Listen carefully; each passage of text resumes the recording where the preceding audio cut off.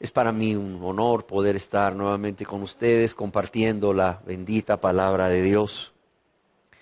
Quiero dar la bienvenida a todos y cada uno de ustedes y espero se sientan en casa y quiero decirles que nuestro objetivo primordial es alabar y glorificar a Dios primeramente y después ser edificados, ser bendecidos con su santa palabra. Yo quisiera el día de hoy compartir ya la sexta parte de esta serie de enseñanzas que hemos titulado "Y no queréis venir a mí", título que precisamente hemos tomado de ese lamento de nuestro Señor Jesucristo, que está allá en el Evangelio según San Juan, en el capítulo 5, en el verso 39 y 40, en donde leemos: escudriñad las Escrituras, o bien, como hemos dicho, escudriñáis las Escrituras, la cual es otra forma de traducirlo correctamente. Jesús está hablando con un grupo de personas, ellos son judíos, ellos creen en Dios, ellos creen que el Antiguo Testamento, que son las Escrituras que ellos tienen, son inspiradas por Dios, y ellos escudriñaban las Escrituras. Por eso Jesús les dice: escudriñáis las Escrituras, porque a vosotros os parece que en ellas tenéis la vida eterna, y ellas son las que dan testimonio de mí. Pero mire lo que dice en el verso 40, qué lamento que sale desde lo más profundo del corazón de Cristo. Dice: y no queréis. Qué tremenda esta palabra, ¿verdad? No dice: y no podéis venir a mí, aunque sé que tienen muchos deseos. No, ¿cuál era la realidad? A ver, repita conmigo: y no queréis venir a mí para que tengáis vida. Y hemos dicho que desde entonces hasta hoy, millones de personas escudriñan las Escrituras porque a ellos les parece que tienen el camino a la vida eterna, ahí señalado muy clarito en la Biblia. Sin embargo, no quieren venir a Jesús. Qué triste. Yo quisiera que pudiéramos entender cómo desde entonces hasta hoy el corazón de Jesús sigue lleno de dolor. Está en el cielo, sí, está en la gloria, pero hay algo en su corazón, ¿verdad?, que alberga un profundo dolor. ¿Y por qué? Porque las personas no quieren venir a mí. ¿Por quién? Porque las personas no quieren ir a Él. Las personas no quieren venir a Él. Qué triste. Y como hemos dicho tantas veces, estas personas sabían muy bien lo que estaban haciendo. Lo que hicieron fue un acto consciente, un acto voluntario, un acto lleno de egoísmo y de rebeldía y de ingratitud. ¿Por qué razón? Porque bien podían haber creído o confiado en Jesús como su único y suficiente Salvador, ese Mesías tan esperado para el perdón de todos sus pecados, y podían haber sido salvados. Pero también podían haberle rechazado para condenación eterna. Y esto último precisamente es lo que hicieron. Y siguen haciendo millones de personas hoy en día. Y no crea que solo personas que luego la gente los ve y dice: qué mundano. No. Personas que dicen ser cristianas. Personas que creen en Dios, que creen que la Biblia es palabra de Dios, que creen que Jesús es Dios hecho hombre, que creen que Jesús murió en la cruz del Calvario en lugar de ellos, como el sustituto, ¿verdad?, como el Cordero de Dios, ¿verdad?, para recibir ese castigo que ellos deberían recibir. Son personas que creen que Jesús resucitó para su justificación. Son personas que oran, que leen la Biblia. Son personas que predican. Son personas que, pues, en determinado momento dan de sus bienes o gustan dar de sus bienes a Dios supuestamente. Pero son personas que a pesar de todo esto, por increíble que parezca, oiga bien, no han venido a Jesús. No han venido a Jesús. No han venido a Jesús con un corazón contrito y humillado, creyendo, reconociendo quién es Él. No han venido a Jesús confesando sus pecados y apartándose de ellos para alcanzar esa misericordia que es el perdón de todos sus pecados. No han venido a Jesús para que Él no solo les lave y les limpie, sino para recibirle como su Señor, como el Señor de sus vidas. Decíamos que las personas no se condenan por falta de luz, sino por falta de voluntad. ¿Por qué razón? Porque no es que no puedan comprender el Evangelio o las buenas nuevas de salvación, ni que encuentren imposible creer en Jesús, porque no hay nada en el Señor Jesús que nos lleve a desconfiar de Él realmente, ¿o sí? ¿Qué dicen ustedes?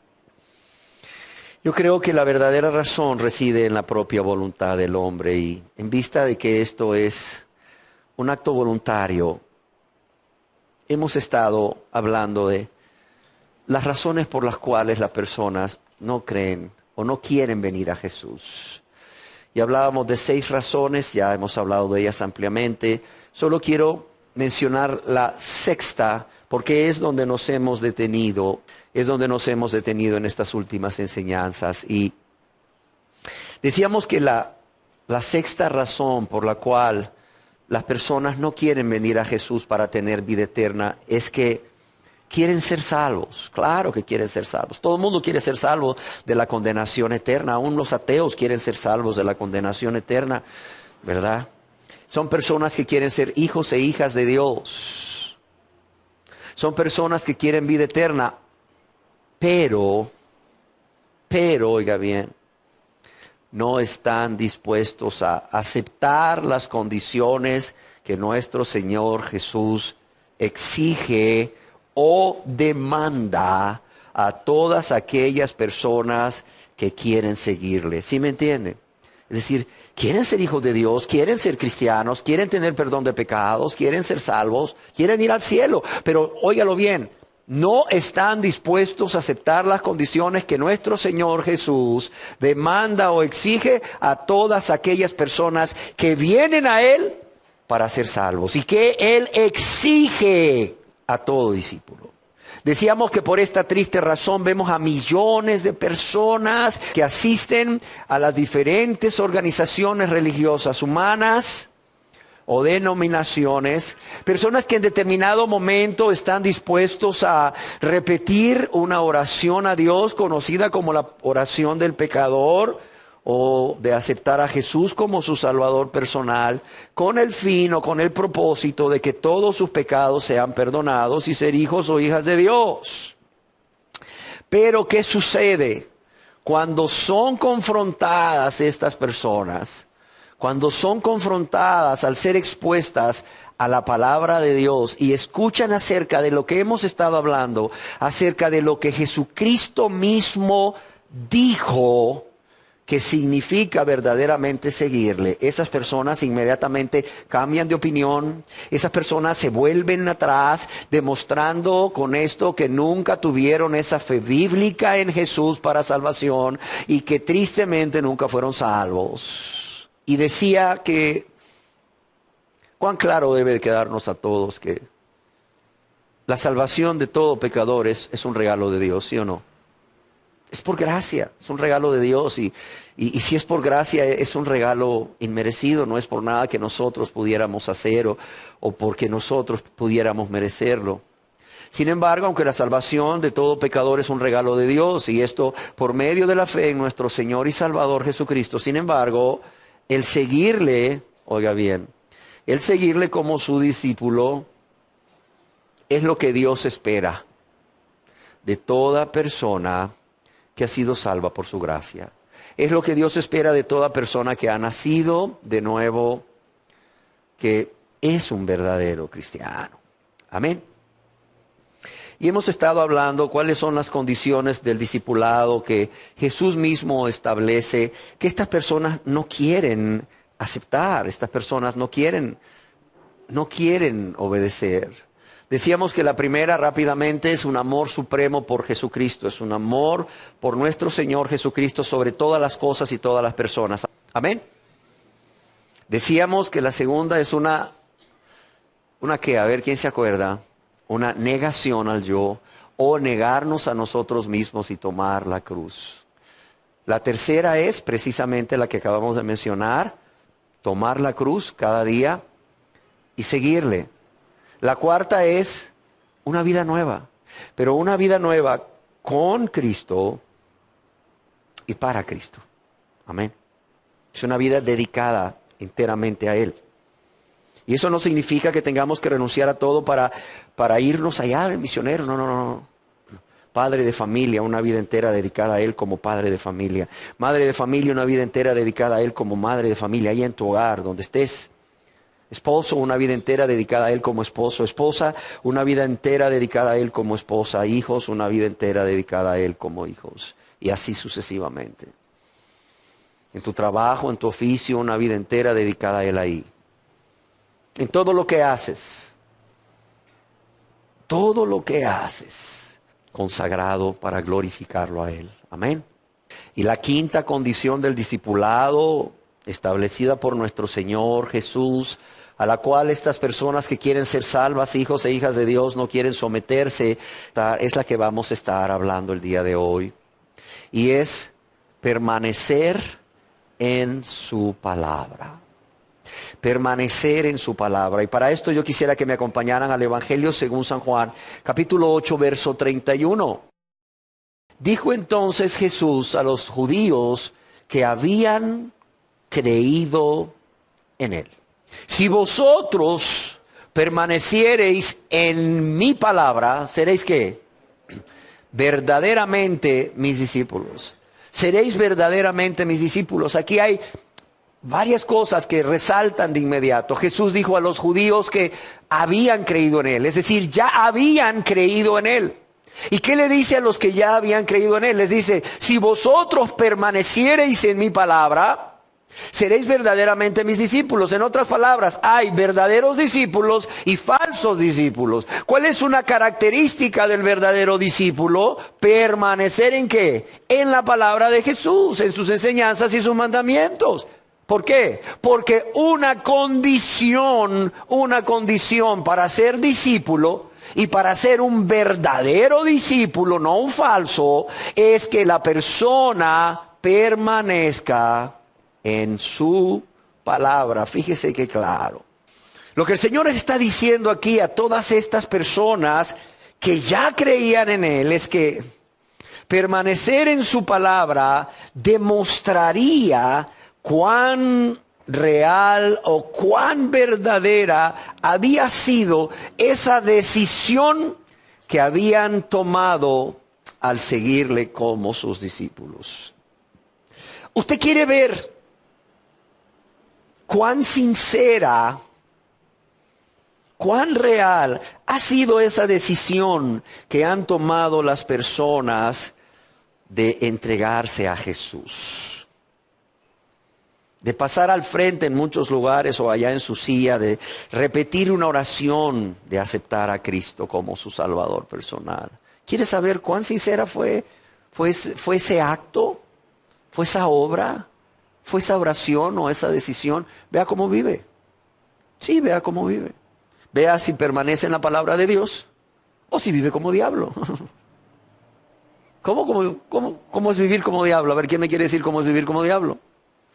Practicando el pecado, cualquiera que sea. Vea si viven en fornicaciones o adulterios, vea si viven en lujuria, lascivia, son lujuriosos, lasciviosos. Vea si viven, ¿verdad?, practicando el enojo, ¿verdad?, las iras, híjole, los pleitos, los celos, las envidias, las enemistades, los resentimientos, amargura, la soberbia, el orgullo. Vea si son vanidosos o vanidosas, véalos si son chismosos o chismosas, ¿verdad? Véalos si son manipuladores o no, véalos si son mentirosos o no, véalos si siguen amando el mundo y las cosas del mundo, véalos. Y usted va a decir cuán sincera y verdadera fue esa decisión. La gente dice: no, usted no sabe lo que hay en mi corazón. No, ¿cómo no, hombre? Por sus hechos los conoceréis, ¿sí o no? ¿Sí o no? Por sus hechos los conoceréis. ¿Qué es lo que gritan sus hechos? Hay personas que dicen: sí, yo soy de Cristo, sí, yo me entregué a Cristo con su boca, pero con sus hechos gritan más fuerte a Dios y al prójimo: no es cierto, no estoy entregado a Cristo. Es como que si alguien les dijese: oiga, ¿usted se convirtió a Dios? Y dijeran: sí, ¿sí me entienden? Sí, con su boca, pero con su cabeza, ¿qué movimiento dicen? No, dicen: sí, ya me entregué a Cristo, ya. Ya, sí, me entregué al Señor. Así es. Yo quiero decirles que para nuestro Señor Jesús, y para que nadie se engañe, para nuestro Señor Jesús, un discípulo verdadero es aquel que permanece en la palabra, es aquel que escudriña constantemente la palabra de Dios y por lo tanto las palabras de Jesucristo, quien es Dios vivo y verdadero.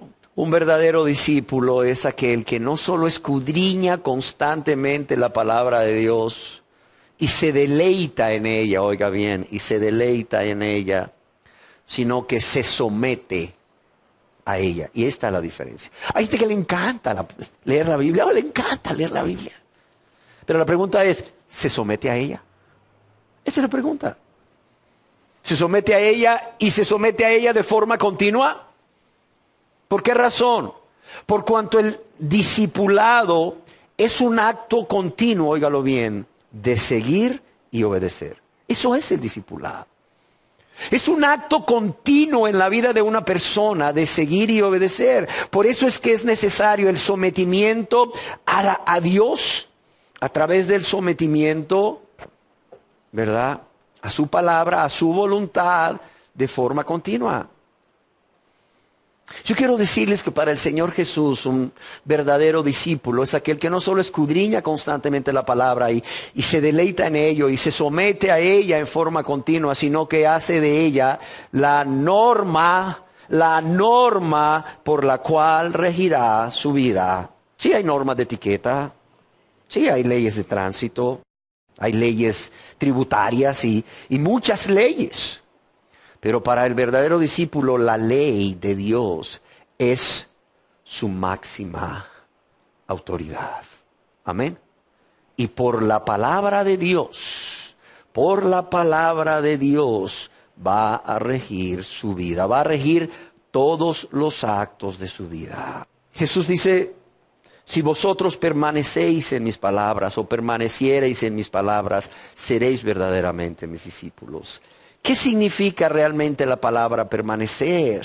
En el griego koiné, el cual era el dialecto popular de aquella época y ese dialecto en el cual se escribió la Biblia. Es un dialecto del griego.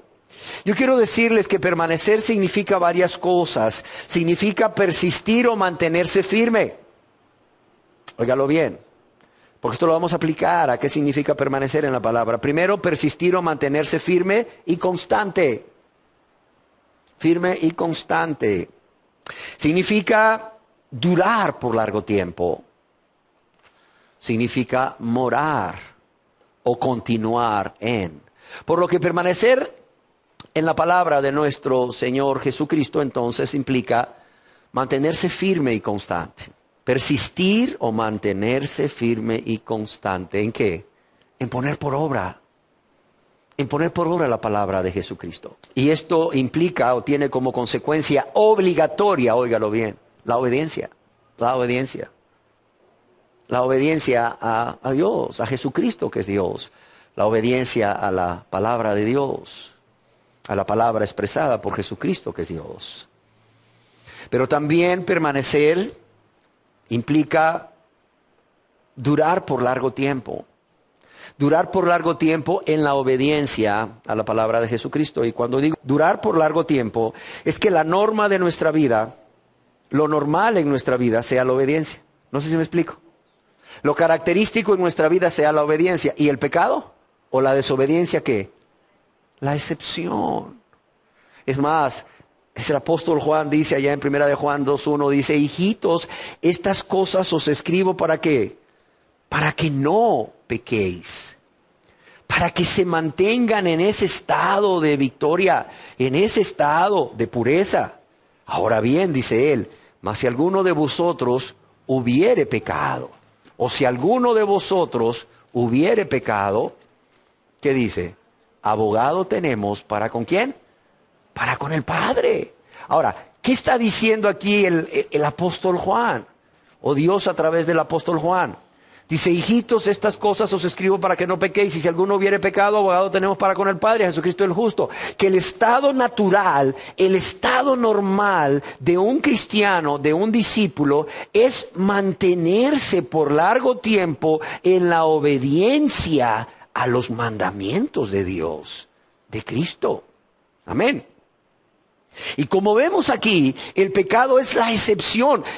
Si alguno hubiere pecado, lastimosamente, tristemente, dejó de orar, dejó de usar los medios de gracia, se empezó a ver a sí mismo, a sí misma, y un día decidió, ya no más, ya no voy a ir a Dios por fortaleza, ya no voy a ir a Dios por poder para vencer la tentación, ya no más, ya no voy a poner la otra mejilla, ya no voy a caminar la segunda milla, voy a deleitarme en lo que el diablo me ofrece. Cuando la persona tristemente decide esto, porque generalmente ya ha perdido su primer amor, primeramente, cuidado, es que la persona cae.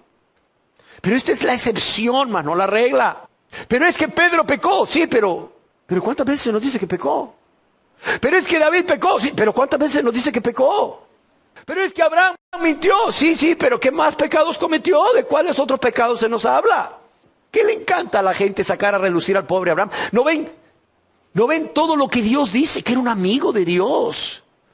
¿No ven todo lo que Dios dice de Abraham? De su fe, de sus obras de justicia, de su relación personal con un Dios vivo y verdadero. ¿No ven a David, cómo David vivió una vida recta, agradable a Dios, por cuanto era un varón conforme al corazón de Dios? Y sí, tristemente, pecó en este asunto de Betsabé y Urías Eteo, y pecó muchas veces y la regó esa vez. Y Dios se airó contra él, y Dios vino y le castigó, ¿sí o no? Pero ¿y después? ¿Después qué? Después leemos el Salmo 51 y vemos cómo se arrepiente. ¿Y qué más se nos dice de David? Pero la gente solo ve el punto, el pecado de David, no la vida de David. El pecado de Abraham, no la vida de Abraham. El pecado de Pedro, lo negó, no la vida de Pedro. El permanecer en la palabra de nuestro Señor Jesucristo implica morar en la palabra, estar inmerso en la palabra. Y para esto hay que conocer la palabra. Hay que conocer la palabra. Y para conocer la palabra hay que, ¿qué? Que leer el periódico, ¿verdad? ¿Cómo ven? Gente que no lee la Biblia pero lee el periódico. Gente que no lee la Biblia pero está escuchando la radio todo el día y cree que el escuchar prédicas, lo cual no es malo, siempre y cuando estén centrados en la palabra de Dios y quien la predique sea un siervo de Dios, ¿verdad? Pero ¿cuál es el problema? Que han sustituido la Biblia por eso. Por estar escuchando. No, espérame, la Biblia es la Biblia. La lectura de la palabra de la Biblia te va a sustentar de una manera tal que ningún otro medio te pueda sustentar o te puede sustentar. Amén. Morar en la palabra de Jesucristo es estar inmerso en la palabra de Cristo. En esa palabra preciosa, la cual podemos leer a través de los evangelios.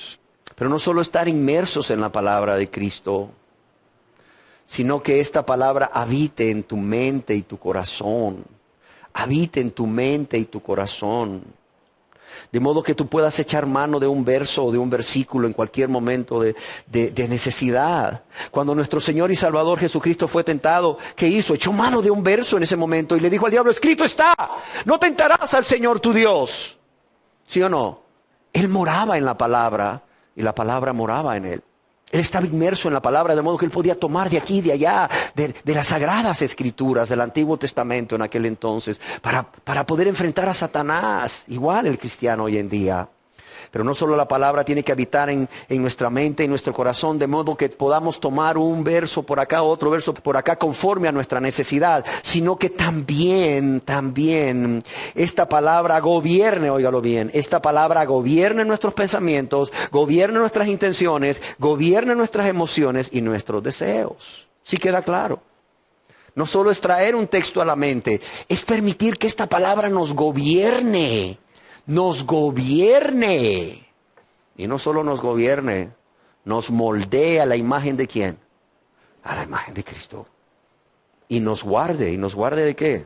Nos guarde de pecar contra un Dios tan bueno, contra un Dios tan, pero tan misericordioso, que solo bien nos ha hecho, hombre. Pero también permanecer en la palabra de Dios significa continuar en el camino. en ese camino trazado por la palabra. Permanecer en la palabra de Jesucristo significa continuar caminando en el camino trazado por la palabra de nuestro Señor Jesucristo. Amén. Yo insisto, porque luego no quiero que la gente diga, este predica legalismo, predica salvación por obras. No. Yo creo que somos salvos por la fe y solamente por la fe. Yo creo firmemente que nos convertimos en discípulos del Señor Jesucristo en el mismo momento en que nos convertimos en sus hijos al creer en Él. De hecho, cuando leíamos aquí en la Biblia, en la palabra de Dios, allá en el Evangelio según San Juan, capítulo 8, verso 31, si mal no recuerdo, dijo entonces Jesús a los judíos que ¿qué?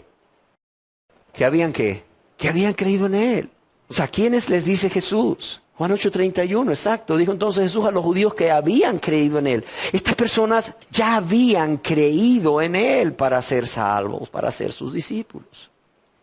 Pero escúchenme bien, un fruto de la fe bíblica para salvación es perseverar o permanecer en la palabra de Jesucristo. Un fruto o uno de los frutos de la fe bíblica para salvación, además del amor con todo el corazón, el alma y la mente y las fuerzas a Dios y a nuestro prójimo, otro fruto de esa fe bíblica para salvación, esa fe que salva, es el perseverar o permanecer en las palabras de Jesucristo, amando sus enseñanzas, amando sus mandamientos, pero no solo amándolos, sino creyendo y confiando en toda su palabra, ya que porque confiamos en ella, obedecemos, porque confiamos en ella, obedecemos de manera total e incondicional.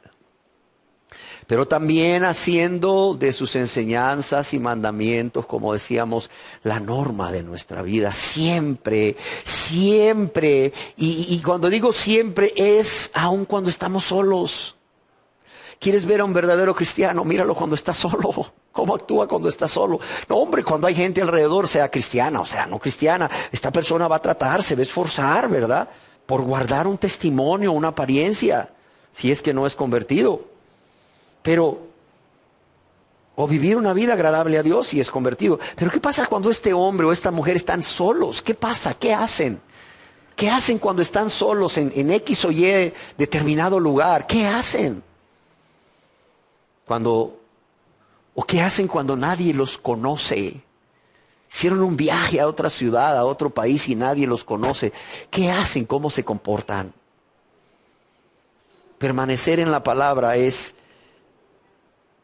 precisamente, además de un fruto de la fe bíblica, es que la Biblia y las palabras de nuestro Señor Jesús que están en la Biblia son la norma de nuestra vida, siempre, en todo lugar y en toda circunstancia. Como dijo alguien una vez, alabar a Dios cuando todo va bien, qué bueno es, ¿verdad? Pero pues, ¿quién está dispuesto a alabarle en tormento, en aflicción? ¿Quién está dispuesto a alabarle en persecución, en tribulación, en angustia, en tentación o prueba?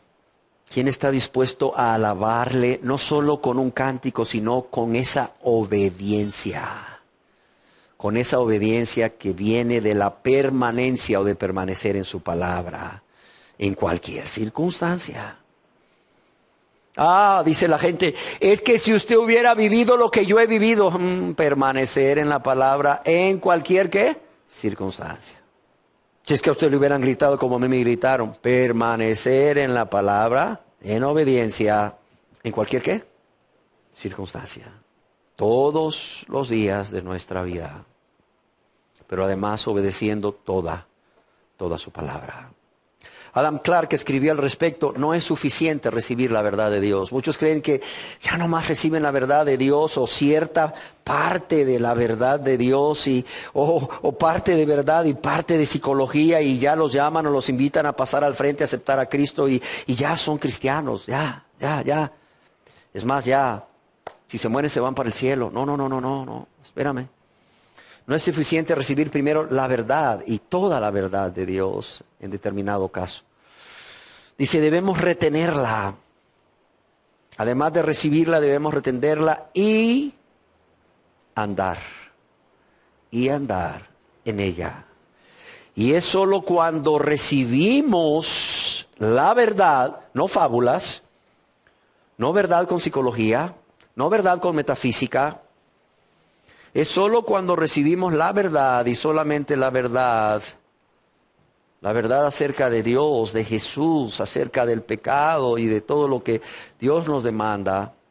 Solo cuando recibimos la verdad, cuando la amamos, dice, cuando la amamos y andamos en ella, que somos verdaderamente discípulos de Cristo. ¿Y saben cuándo dijo este hombre esto? Allá por 1760, 70, no lo sé, en Inglaterra. Yo quiero decirles que la obediencia a las palabras de Jesucristo son una evidencia externa y visible de la salvación. Ya lo decíamos. ¿Quieres ver si esa confesión fue realmente un acto que salió del corazón, un acto que va acompañado de un verdadero arrepentimiento y una fe bíblica? Mira si permanece. ¿Por qué? Porque la obediencia a su palabra, o permanecer obedeciendo su palabra, es una evidencia externa y visible de la salvación.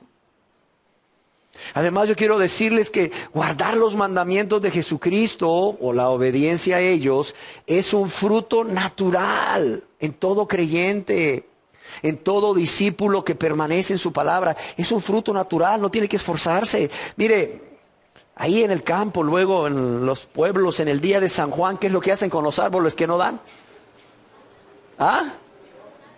Los calan, ¿verdad? Agarran un machete y pum, pum, pum, se ponen a herirlos ahí en el día de San Juan, ¿verdad? No, espérame. En mi casa hay un árbol de limón. Mira que caiga agua o no caiga agua, ese arbolito, ¿sabes qué produce? Limones. Es un fruto natural para ese árbol de limones, dar limones. Porque de la misma manera es un fruto natural. ¿Para qué? Para un cristiano. Es un fruto natural para un cristiano. El dar fruto de obediencia a la palabra de Dios, a la palabra de Cristo. Yo quiero decirles que en el carácter de un verdadero discípulo de Jesús tiene que haber obediencia a la palabra. Luego la gente dice, ay, ese me parece que es cristiano. ¿Por qué? Porque es bien buena gente. Ay, mire qué dulce, qué suave. Es más, llega una persona que es verdaderamente cristiana a un supermercado y cuando está tratando ahí con la gente en la fila o con la persona que le va a vender la carne, luego le dice, oiga, usted es cristiano, ¿verdad? ¿Por qué? Le dice, oiga, es que su forma de dirigirse a mí, su forma de pedirme los productos, su paciencia ante este montón de gente, yo veo que lo hace diferente a los demás. Sí, ¿qué es lo que vio en esta persona quien le está atendiendo? Vio una característica del cristiano, ¿me entiende? Y más que una característica del cristiano, un fruto del Espíritu. Y porque es fruto del Espíritu, es una característica del cristiano, que es ¿cuál? La mansedumbre o la paciencia. Pero ¿qué es realmente lo que debemos ver en el carácter de un verdadero discípulo de Jesús para saber que esta persona realmente es un verdadero discípulo de Jesús, una verdadera discípula de Jesús? Además de buscar ese amor a Dios con todo el corazón, con todo el alma, con toda la mente y con todas las fuerzas, y ese amor al prójimo. ¿Saben qué es lo que debemos de buscar seguidamente después del amor? Debemos de buscar ¿qué? La obediencia a su palabra. La obediencia a su palabra. Yo quiero decirles que esta condición del discipulado cristiano es para todos los discípulos de Jesús, para que nadie diga, no, pero es que Jesús le dijo eso a unos judíos que habían creído en él allá, ¿verdad? Casi 2000 años, pero ya han pasado 2000 años, los tiempos han cambiado, por tanto, pues hay que cambiar la Biblia, hombre, porque está anticuada. No, espéreme. Esta condición del discipulado, que es permanecer en su palabra, es para todos los discípulos de Jesús. Desde entonces, desde que Jesús lo pronunció en Juan 8:31, casi 2000 años, hasta hoy y siempre. Yo quiero que veamos esta verdad en la Biblia, cuando el mismo Señor Jesús ordena a sus primeros discípulos, a quienes también les llamó apóstoles, allá en el Evangelio según San Mateo en el capítulo 28, en el verso 19a y verso 20, a que vayan y que hagan discípulos. ¿Qué les dice en el Evangelio según San Mateo capítulo 28, verso 19, en su primera parte, y el verso 20? Les dice primero, id y qué, y haced discípulos, ¿a qué? A todas las naciones. Y el país donde vivimos es una nación y forma parte de todas las naciones. O sea, Jesús desde ese entonces quería que alguien fuera e hiciera discípulos en nuestra nación. ¿Sí o no? En Honduras. Pero ¿qué hay que hacer además de hacer discípulos? No, pues eso es todo, ya son discípulos, ya tienen su nombre escrito en el libro de la vida, ya es suficiente. No, dice Jesús. Dice, por tanto, id y haced discípulos a todas las naciones. ¿Y qué dice aquí? Repita conmigo, por favor, para que lo pueda grabar en su mente y en su corazón. Enseñándoles que guarden, oiga, esta palabrita es clave. Enseñándoles que guarden que todas las cosas que os he mandado. ¿Cómo ve? ¿Era nada más para los discípulos de hace 2000 años o es para nosotros hoy en día y nuestro país? Para nosotros hoy en día y nuestro país también. Porque el mandamiento es hacer discípulos en todas las naciones, enseñándoles que ¿qué? Que guarden todas las cosas. Pero cuando alguien en lugar de enseñar que guarden todas las cosas dice, ay, no te preocupes, es por áreas, hombre. No te preocupes, es un espíritu, hombre. No te preocupes, en el tiempo de Dios lo vas a dejar. Tú no te preocupes, tú eres salvo, tú disfruta tu vida cristiana, tú ya eres salvo por la fe. Con respecto a ese pecado, no te preocupes, en el tiempo de Dios lo dejas así. Preocupes, 5 años, 15 años, qué problema. Total, el egoísta cuando le das tiempo. No, hombre, 100 años para él es poco. Y si le dices que en el tiempo de Dios, ¿verdad? Va a dejar el pecado. Y para Dios, un día es como 1000 años. Dice, bueno, pues si pudiera vivir 1000 años, esperaría 999, ¿verdad? Días, ¿verdad? O años, 999 años para dejar el pecado. Porque aún estoy en el tiempo de Dios. Alguien escribió al respecto, la comisión, la gran comisión, como muchos le llaman, va más allá del evangelismo y del evangelismo personal, es decir, el hacer que una persona, ¿verdad?, se arrepienta y confiese sus pecados a Dios apartándose, suplicando misericordia a Dios. Va más allá de eso. Dice, no es suficiente con hacer conversos o que las personas se conviertan. Se les ha de enseñar que guarden los mandamientos de Cristo, tal como se encuentran en el Nuevo Testamento. Se les ha de enseñar que guarden los mandamientos de Cristo, tal como se encuentran en el Nuevo Testamento. Amén. Es más, la obediencia es tan importante, no solo como parte del carácter del discípulo o como una condición para el discipulado, es tan importante en nuestras vidas que el mismo Señor Jesús es o viene a ser nuestro ejemplo de obediencia. Amén. En el Santo Evangelio según San Juan capítulo 6 verso 38 leemos al respecto lo siguiente en cuanto a la obediencia de Jesús. Y dejemos que sea Jesús mismo quien nos hable acerca de su obediencia. Dice, porque he descendido del cielo, ¿qué dice aquí? No para hacer mi voluntad, sino la de quién, sino la voluntad del que me envió. ¿Era obediente o no? Era obediente. Dice, he descendido del cielo no para hacer mi voluntad, sino la voluntad de quién, del que me envió. Y yo quiero decirle que Él vino a hacer la voluntad del que le envió en toda circunstancia. Yo quiero decirles que en su momento más difícil, cuando caminó en esta tierra como verdadero hombre, Él en su momento más difícil nos deja un gran ejemplo de su obediencia cuando allá en el Santo Evangelio según San Lucas, capítulo 22, verso 42, Él clama al Padre angustiado hasta la muerte, Padre, si quieres, pasa de mí esta copa. Pero ¿qué le dice a continuación? Pero no se haga ¿qué?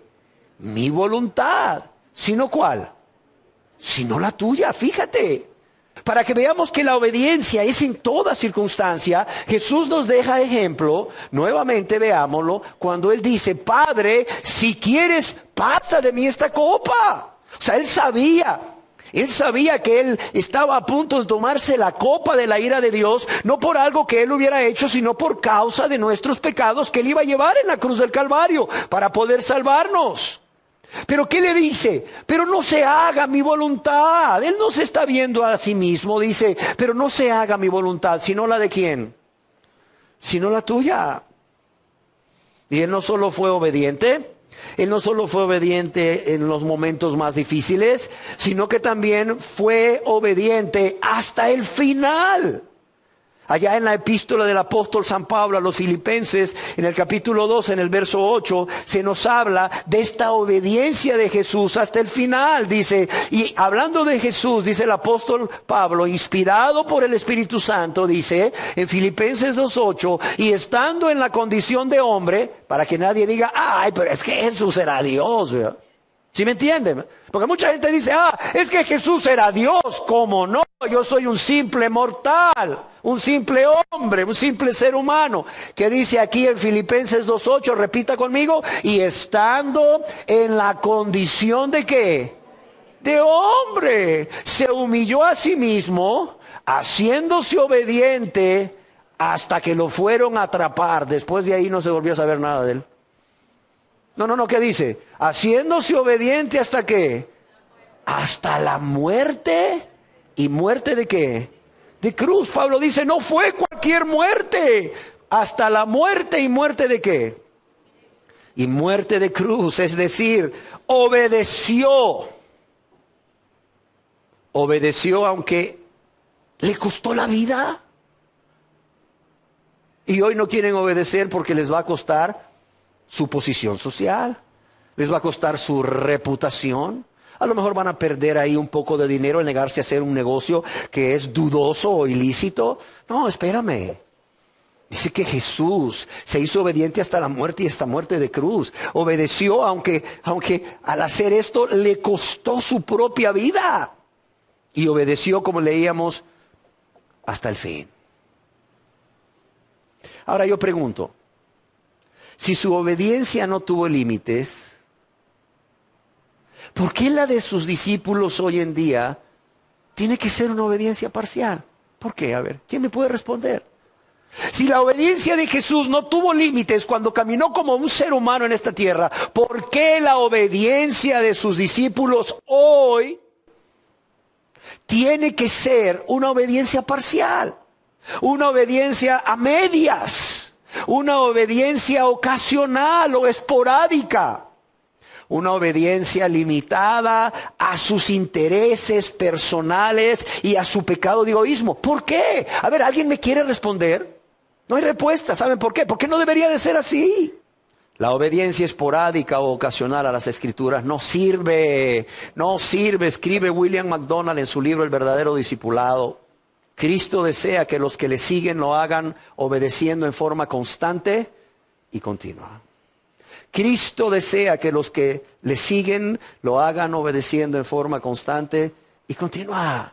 Y cuando vemos no solamente el que Jesús es nuestro ejemplo de obediencia, sino cómo Él llevó a cabo esa obediencia, eso nos indica la importancia de permanecer en su palabra, obedeciendo. Amén. Es más, ya decíamos que debemos buscar en el carácter del verdadero cristiano, del verdadero discípulo, dos aspectos vitales. El primero, ¿cuál era? Decíamos, amor a quién, a Dios y a su prójimo. Y no cualquier clase de amor a Dios, decíamos, con todo el corazón, alma, mente y fuerzas. Y a su prójimo como a sí mismo, ¿sí o no? Pero ¿cuál era el segundo aspecto que teníamos que buscar en el carácter? La obediencia. Es más, yo considero importante compartir con ustedes hoy que la obediencia no solo debe formar parte del carácter del verdadero cristiano, del verdadero discípulo. Oigan bien, la obediencia es una prueba de una verdadera fe bíblica en Dios. Una verdadera fe bíblica en Jesucristo para salvación. Sí, no solo debe ser parte del carácter, es una prueba de que realmente hemos creído y no estamos engañados. No estamos engañados creyendo que somos hijos cuando no somos. O creyendo que somos hijos de Dios cuando somos hijos del diablo. No, cuidado. La obediencia es una prueba de la verdadera fe bíblica para salvación. En el libro de Hebreos capítulo 11, verso 8, leemos con respecto a la fe y a la obediencia de Abraham lo siguiente. Por la fe Abraham, siendo llamado, ¿qué dice aquí? Obedeció. ¿Por qué obedeció? Por la fe. Por la fe Abraham, siendo llamado, obedeció. ¿Para qué? Para salir al lugar que había de recibir como herencia. Y salió sin saber a dónde iba. Fue por la fe, se nos dice aquí. Fue por la fe que Abraham obedeció, ¿sí o no? De hecho, otra versión de la Biblia lo traduce así. Fue por la fe que Abraham obedeció cuando Dios lo llamó que dejara su tierra. Entonces podríamos decir que porque creyó a Dios, Abraham, ¿qué hizo?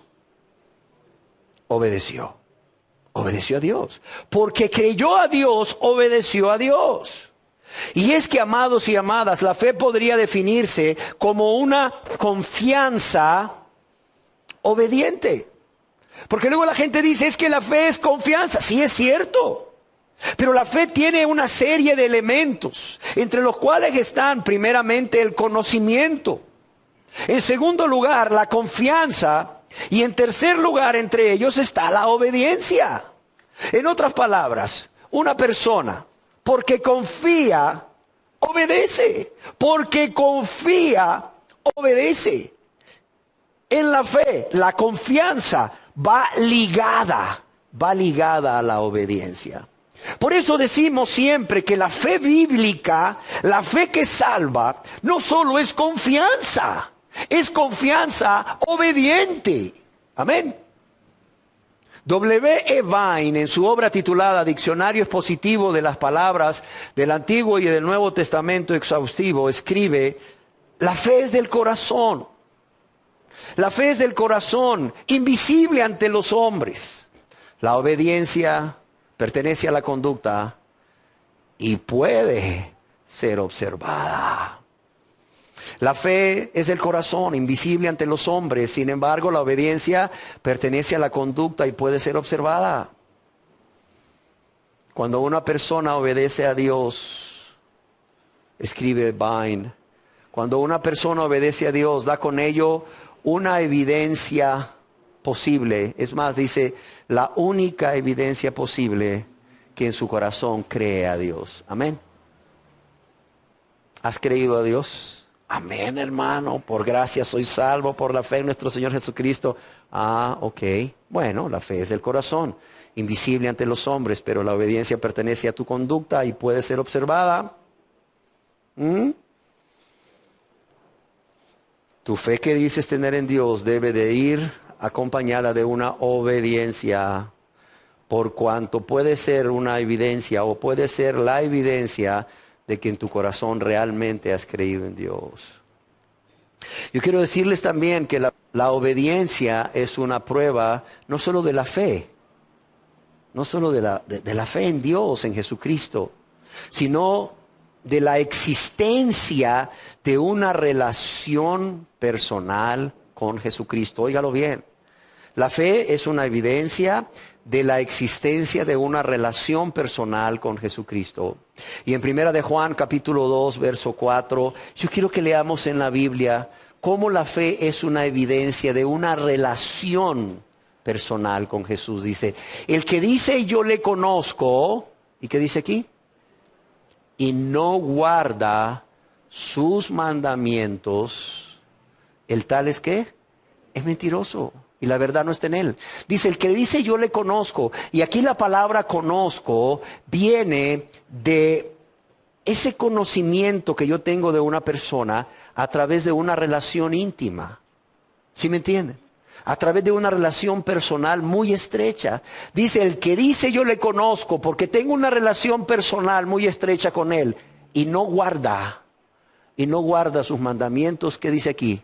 El tal es que es mentiroso. No tiene una relación estrecha, una relación personal íntima con Jesús y por lo tanto no le conoce. Amén. No nos engañemos, hermanos. Ahí está todo en la Biblia. Ahí está todo en la Biblia. A veces yo no sé cómo la gente lee la Biblia. Ahí está todo en la Biblia. Yo aquí no hago más que venir y citárselas y exponérselas. Por cierto, es la Reina Valera, revisión 1960, que es la que generalmente todos tenemos. Oiga bien, la obediencia no solamente es una prueba de nuestra verdadera fe y de que realmente existe una relación personal con Jesucristo. Es una evidencia de nuestro amor a Jesucristo. Fíjese todo esto. El Evangelio según San Juan, capítulo 14, verso 23 y 24, Jesús mismo responde y nos dice, el que me ama, ¿qué dice aquí? Mi palabra guardará.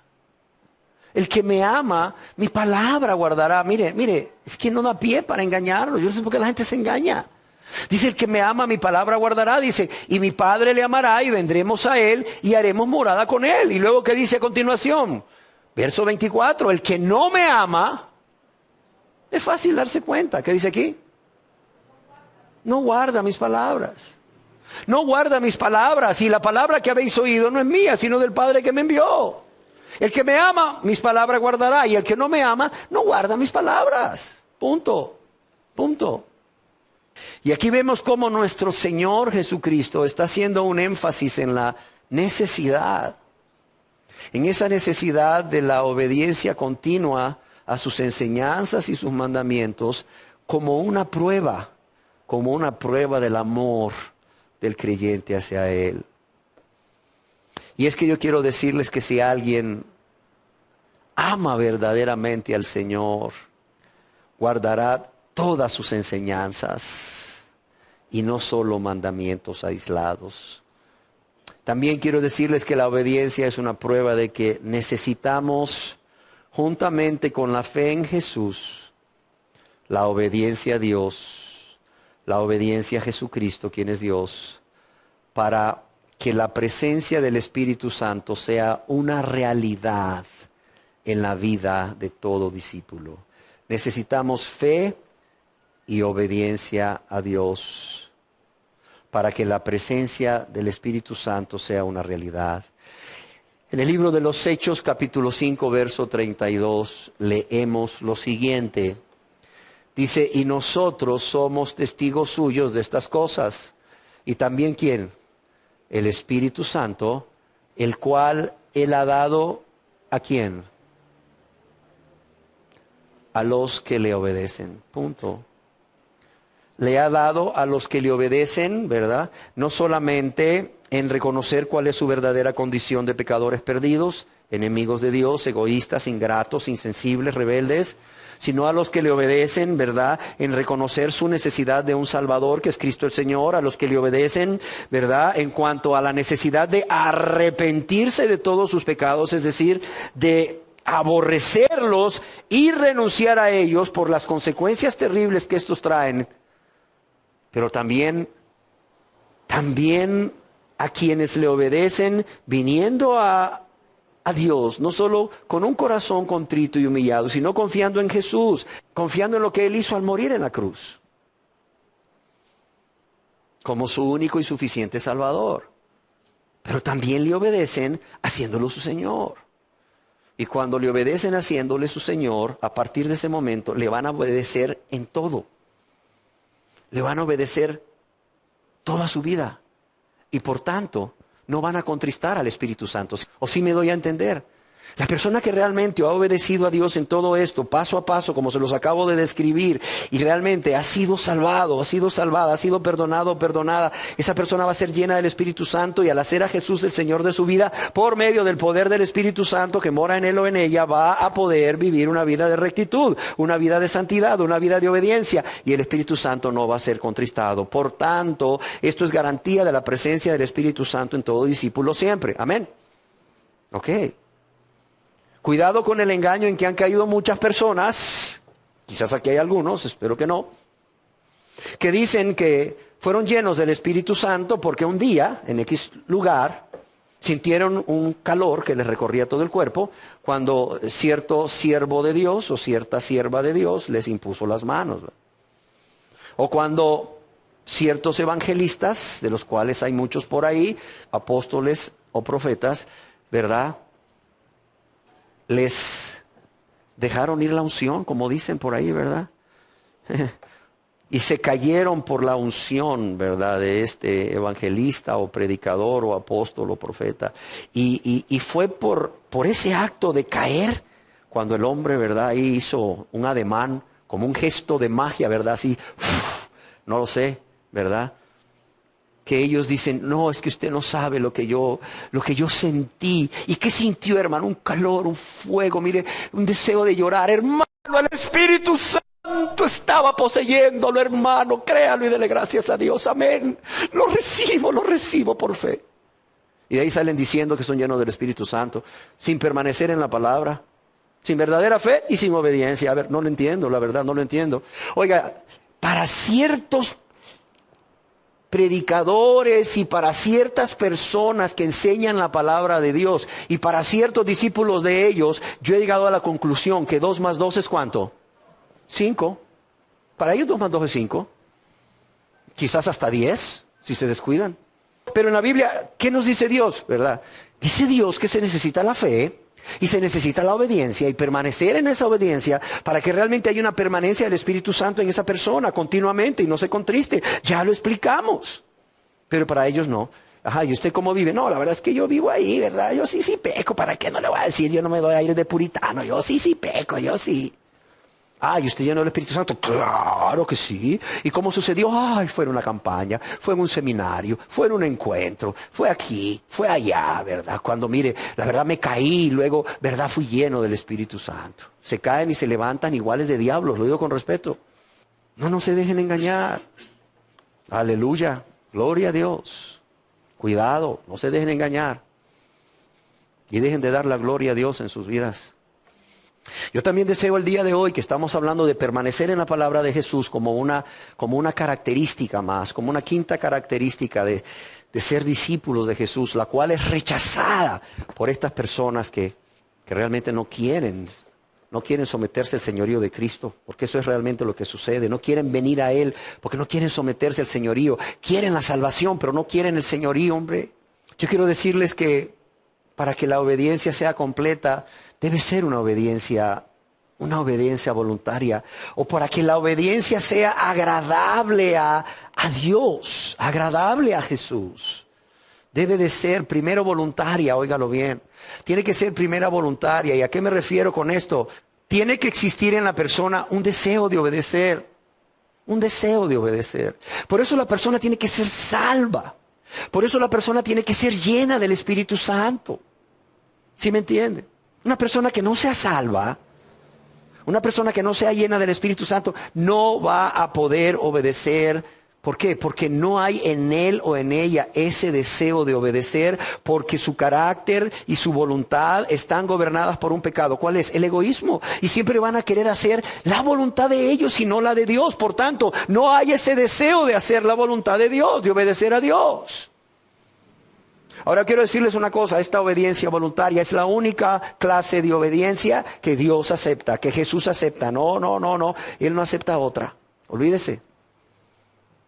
Además, ¿cómo debe de ser esta obediencia? Debe de ser con gozo. Yo creo que nunca deberíamos de obedecer a Dios con tristeza.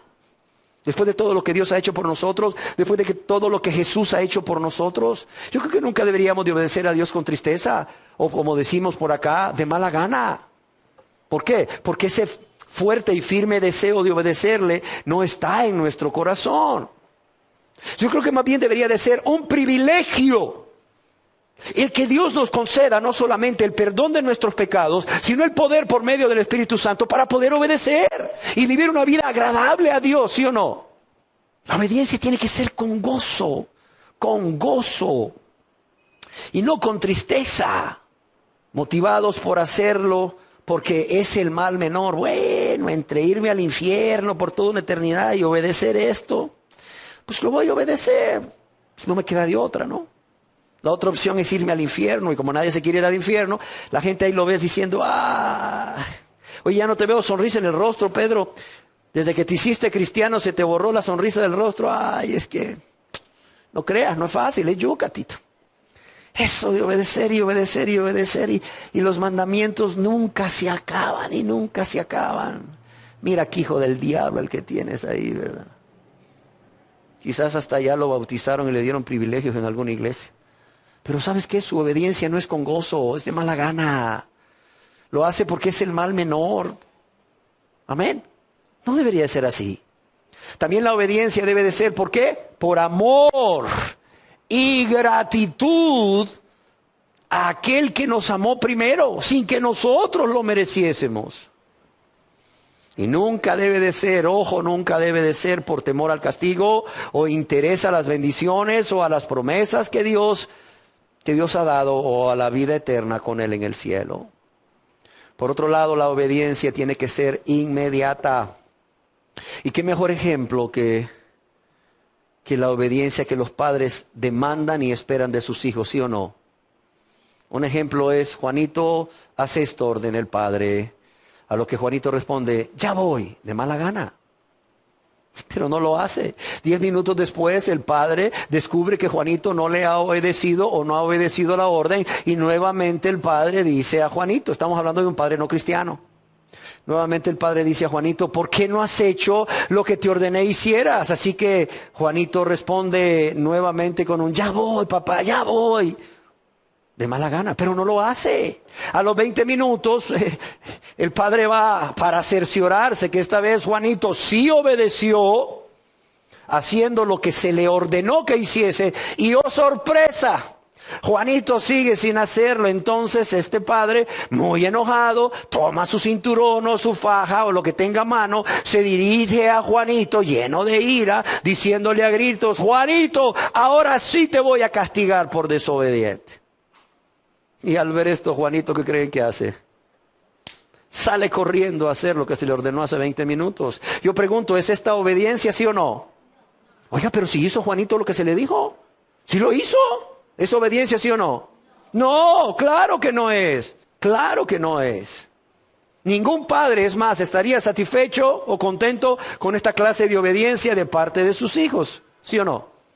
Entonces yo pregunto, ¿por qué Dios debería de estar satisfecho con este tipo de obediencia que no es inmediata de parte de aquellas personas que dicen, ¿verdad?, ser sus hijos o ser hijos o hijas de Dios, pero actúan como Juanito? ¿Cómo ven? Y la obediencia, para que sea obediencia, debe de ser completa. Debe de ser completa. Hay muchas enseñanzas en la Biblia de una obediencia incompleta, pero yo creo que el mejor ejemplo de cómo la obediencia puede ser parcial o incompleta es el caso del rey Saúl. ¿Se acuerdan? El rey de Israel, el primer rey ungido por Dios para ser rey de Israel. Y cuando vamos aquí a la Biblia, al primer libro de Samuel, capítulo 15, vemos cómo este hombre realmente tuvo una obediencia parcial o completa para con Dios. ¿Qué sucedió en la vida de Saúl? Yo se los voy a leer. En Primera de Samuel, para los que les gusta anotar, capítulo 15, verso 1 al 3, dice que, ¿qué sucedió en la vida de Saúl, verdad? Aquí en Primera de Samuel decíamos, capítulo 15, verso 1 al 3, dice, después Samuel dijo a Saúl, Jehová me envió a que te ungiese por rey sobre su pueblo Israel. Ahora pues, está atento a las palabras de Jehová. Está atento a las palabras de Jehová. Así ha dicho Jehová de los ejércitos, yo castigaré lo que hizo Amalec a Israel, al oponérsele en el camino cuando subía de Egipto a la tierra prometida. Si lo han leído se acordarán. ¿Y qué le dice Dios a través de Samuel a Saúl? Ve pues, hiere a Amalec, que era el título para el rey, así como Faraón era un título para rey. Hiere a Amalec, al rey de los amalecitas, destruye todo lo que tiene y no te apiades de él. Es más, dice, mata hombres, mujeres, niños y aún los de pecho, vacas, ovejas, camellos y asnos. ¿Y qué sucedió? Que Saúl fue a la guerra. Pero allá en el capítulo 15, verso 9 dice, y Saúl y el pueblo perdonaron a Agag. Oye, eso no era el mandamiento, eso no era la orden de Dios. Dice, perdonaron a Agag y lo mejor de las ovejas y del ganado mayor, de los animales engordados, de todos los carneros y de todo lo bueno, no lo quisieron destruir. Mas todo lo que era vil y despreciable, destruyeron. Y claro, eso pasó desapercibido ante Dios. No. Aquí mismo en el capítulo 15, verso 10 dice, y vino palabra de Jehová a Samuel diciendo, oiga bien, me pesa haber puesto por rey a Saúl, porque se ha vuelto de en pos de mí. ¡Wow! Obediencia a medias. ¿Y qué vio Dios? Se ha vuelto de en pos de mí. Ya no me sigue. Ya no me sigue. Se ha vuelto de en pos de mí. Y dice, y no ha cumplido mis palabras. Óigalo bien. Y no ha cumplido mis palabras. Pero qué curioso. Aquí mismo en el capítulo 15 de Primera de Samuel, en el verso 13, vino Samuel a Saúl. ¿Y qué creen que Saúl le dijo? ¿Con qué palabras creen que salió Saúl a recibir a Samuel? Bendito seas tú de Jehová. Yo he cumplido la palabra de Jehová. Bendito seas tú de Jehová. Yo he cumplido ¿qué? La palabra de Jehová. Y como Dios no puede ser burlado, en ese momento las ovejitas le empezaron a hacer ve, ve, y las vacas mu, mu. Y dice Samuel, si has cumplido las palabras de Jehová que te mandó que destruyeras todo, vacas, ovejas, camellos, asnos, ¿qué balido de ovejas y bramido de vacas es este que yo oigo con mis oídos? ¿Qué pasó? Y a veces digo yo que muchos hijos de personas que dicen ser cristianos, ¿verdad? Luego son como estas ovejitas y estas vacas que dan testimonio de la desobediencia de sus padres o de la obediencia parcial de sus padres, ¿verdad? Dan testimonio que en la casa son unos, ¿verdad? Muy piadosos, ¿verdad? Muy aleluya, gloria a Dios, amén, hermano. Vamos a exaltar al Señor, levantamos las manos al cielo. Pero en la casa, tienen una obediencia media, es una obediencia parcial. Y los hijos lo ven. Y luego tú nada más pregúntale a los hijos, oye, ¿y cómo anda tu papá y tu mamá? Cosa que yo no hago, por cierto, pero no es necesario, por sus frutos los conoceréis. Ellos mismos dan testimonio de su maldad, con lo que dicen y con lo que hacen. Pero si le preguntaras a sus hijos, terminarían los hijos siendo como estas ovejitas y estas vaquitas diciendo, ¿qué? Mi papá, mi mamá cristiano, oiga, predicador, está engañado usted, le tiene dormido mi papá, le da tol con el dedo, mi mamá, véngase un día a la casa, mire, lo voy a meter en un closet escondido ahí, sin que nadie se dé cuenta, para que los oiga y los vea. No, hombre, con 6 horas que esté aquí, usted va a salir corriendo de este lugar diciendo, no, hombre, diablos son los que viven aquí. ¿Y qué pasó entonces?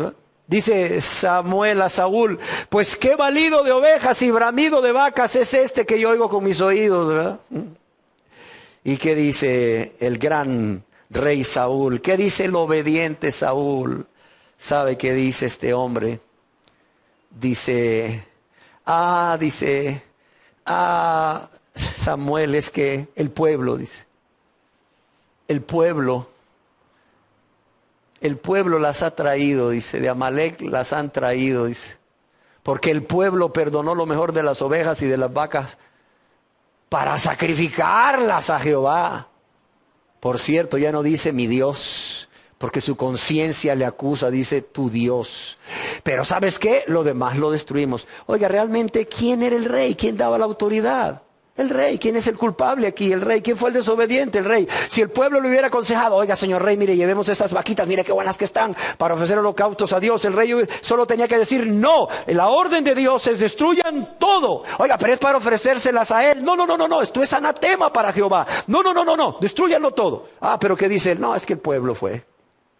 Y no solo dice el pueblo fue, echándole la culpa a otros, sino, pero ¿sabes qué? Las trajimos para sacrificarlas a tu Dios. Conciencia culpable, ya no dice mi Dios, dice tu Dios. ¿Y qué le dijo Samuel a Saúl? Déjame declararte lo que Jehová me ha dicho esta noche. ¿Y qué fue lo que Jehová le dijo? ¿Por qué no has oído la voz de Jehová? Obediencia a medias es no oír la voz. Obediencia a medias es ¿qué? Es no ser obedientes, es desobedecer. Dice, ¿por qué pues no has oído la voz de Jehová, sino que vuelto al botín has hecho lo malo ante los ojos de Jehová? Cuando una persona tiene una obediencia parcial, a medias, ¿sabe qué está haciendo? Lo malo ante los ojos de Jehová. Pero Saúl obstinado responde a Samuel, no, antes he obedecido la voz de Jehová y fui a la misión que Jehová me envió. Y he traído a Agag, rey de Amalec, y he destruido a los amalecitas. Y fue entonces que Samuel le dice, mira Saúl, se complace Jehová tanto en los holocaustos y víctimas como en el que se obedezca, a las palabras de Jehová. Y oye lo que dice, ciertamente el obedecer es mejor que los sacrificios. No, pero viera yo cómo le alabo, viera yo cómo le adoro, viera yo cómo le exalto, viera yo cómo le sirvo, viera yo, no, dice Dios, ¿sabes qué? Se complace Jehová tanto en los holocaustos y víctimas como en que se obedezca a las palabras de Jehová. Ciertamente el obedecer es mejor que ¿qué? Que los sacrificios. Y el prestar atención que la grosura de los carneros. Porque como pecado de adivinación es la rebelión y como ídolos e idolatría la obstinación. Y oiga bien lo que dice Dios a este rey que había obedecido a medias, obediencia incompleta. Por cuanto desechaste la palabra de Jehová. El que obedece a medias está desechando, oiga bien, la palabra de Jehová. Por eso no es cristiano, no es hijo de Dios, no es hija de Dios, no es discípulo, no es salvo, no se engañe. Obediencia media, dice Dios aquí en su palabra. Y si lo quiere leer, busque 1 Samuel capítulo 15 verso 23. Por cuanto tú desechaste la palabra de Jehová, ojo, Él también te ha desechado para que no seas rey. Amén. Él también te ha desechado para que no seas rey. De modo que Dios nos ha traído a este lugar para hablarnos de la quinta condición del discipulado que Él ha establecido, como es permanecer en su palabra, para que muchos de los presentes no se engañen. Dice Dios en su palabra que no quiere que Él perezca, no quiere que Él perezca, sino que todos procedan ¿a qué? Al arrepentimiento. Yo espero que si tú has sido honesto o has sido honesta y has ido meditando cada una de las condiciones del discipulado, o como algunos han dicho, las cualidades o características que debe de tener todo discípulo, establecidos no por nosotros sino por Dios, tú puedas darte cuenta si realmente tienes esas características o no, o si has estado cumpliendo esas condiciones que Jesús establece a todo discípulo o no, para que sepas de qué también tienes que arrepentirte, además de quizás muchos otros pecados de los cuales Dios te ha estado hablando durante este tiempo. Amén. Demos gracias a Dios. Oh Dios, gracias por tu amor y tu misericordia. Gracias por cada persona que hoy está aquí, Señor. Gracias por esta palabra que espero haya sido clara y que haya sido como una espada que haya penetrado hasta el corazón, Señor, para que descubra lo que hay en el corazón de cada uno. Primeramente a la persona, Señor, a quien tú has traído y a quien estás confrontando por medio de tu palabra. Dios, haznos entender la necesidad de todo discípulo de permanecer en las palabras de Jesús. Y haznos entender lo que esto, el permanecer, significa, Señor. Para que cada quien pueda examinarse y escudriñarse si realmente te está amando con un amor supremo, si realmente se está negando a sí mismo o a sí misma, si realmente está tomando la cruz, si realmente está viviendo una vida nueva contigo y para ti, Señor, y si realmente está permaneciendo en tu palabra. Nuevamente, oh Dios, yo te ruego, no permitas que ninguna persona aquí presente sea engañada o siga engañada. Como el rey Saúl, creyendo que te está ofreciendo una obediencia voluntaria, una obediencia con gozo, una obediencia inmediata y una obediencia completa por amor y gratitud, cuando esto no es así, Señor. Cuando esto no es así. Lo cual tristemente no hace otra cosa que poner en evidencia que no son salvos, y por cuanto no son salvos, no hay forma que puedan ser tus discípulos. Para que hagan un alto en sus vidas, oh Dios, para que realmente sean humildes y se examinen de este pecado y de muchos otros pecados y los reconozcan y se reconozcan culpables por haber pecado contra ti. Y también, Señor, con dolor y pesar, renuncien a ello y vengan ante tu presencia confesando sus pecados y suplicando misericordia para ser salvos. Padre, yo te lo suplico, yo te lo ruego en el precioso nombre de nuestro bendito Salvador Jesús. Amén.